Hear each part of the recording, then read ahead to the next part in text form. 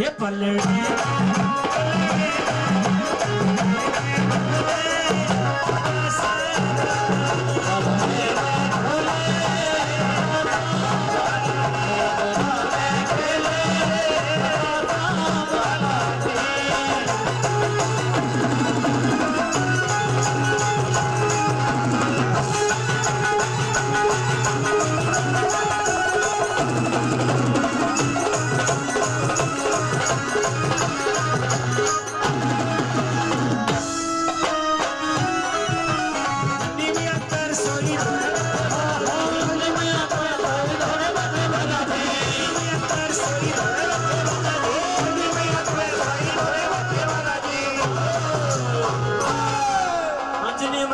पैर सोई धोरे बैठे बाबा जी और बैठे बैठे क्या करते हैं अजी क्या करते हैं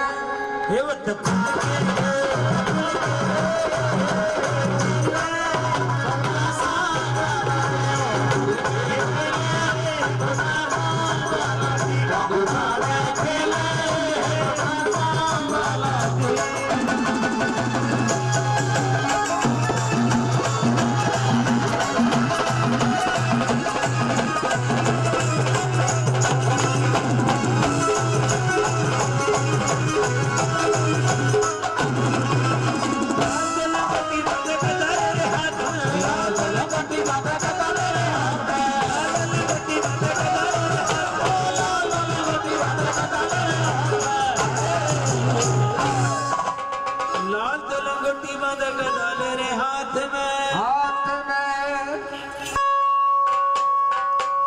और क्या करते हैं अजी क्या करते हैं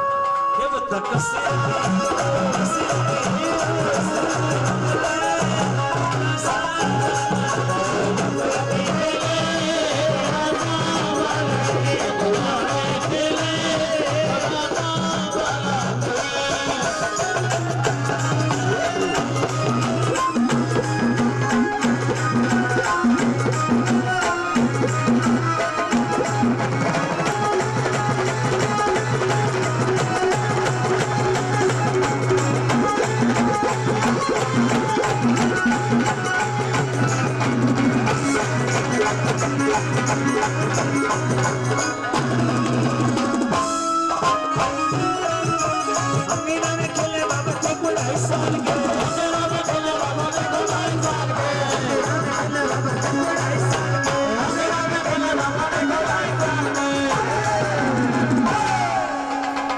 जब अब 2.5 साल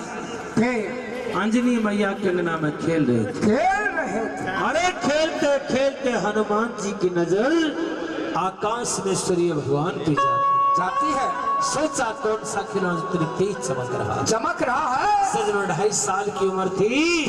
पवन वेग की रफ्तार से आकाश में उड़ जाते हैं और क्या करते हैं मालिक